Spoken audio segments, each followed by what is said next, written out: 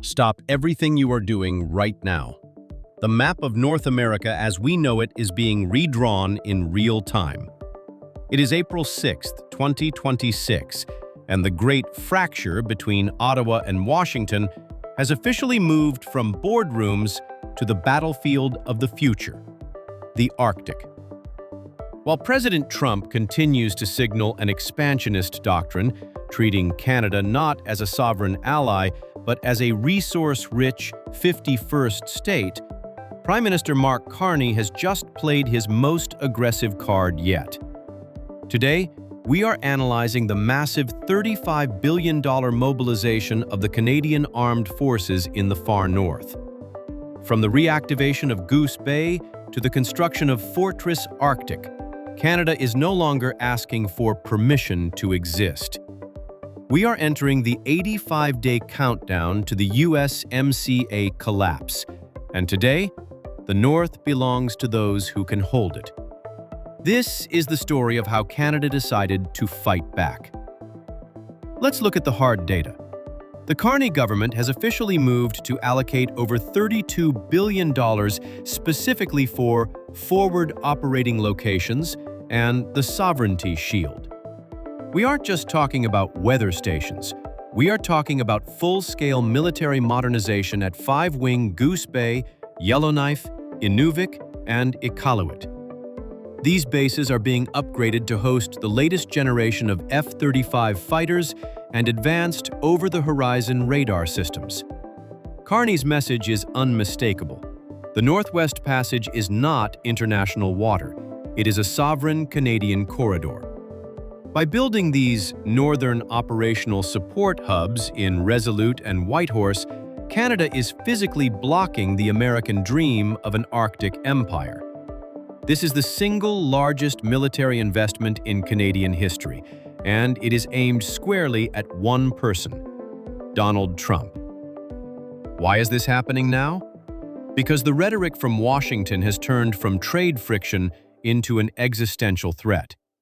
The 51st state doctrine being whispered in the corridors of the White House isn't just a meme, it's a policy of encirclement.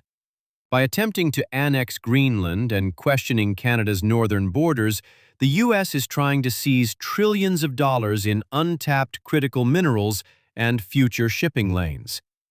But Mark Carney, a man of global finance and strategy, knows that if you lose the North, you lose the nation.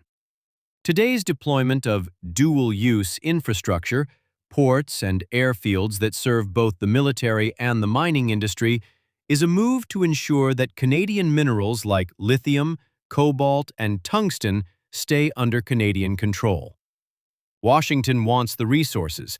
Carney is making sure they have to pay the sovereignty price to get them. We are exactly 85 days away from the July 1st USMCA review. This is the zombie agreement, a treaty that is legally alive but politically dead. President Trump has already stripped steel and aluminum exemptions, and now the U.S. Trade Representative is investigating Canada over forced labor and digital taxes. This is a coordinated economic siege. In response, Carney has referred 4 massive national interest projects to the Major Projects Office for accelerated approval. These aren't just roads, they are sovereignty corridors, connecting our mineral deposits directly to global markets in Europe and Asia, bypassing the U.S. entirely. Canada is preparing for a world where the American border is closed, and our future lies across the Arctic Ocean. The real hammer isn't just the military, it's the minerals.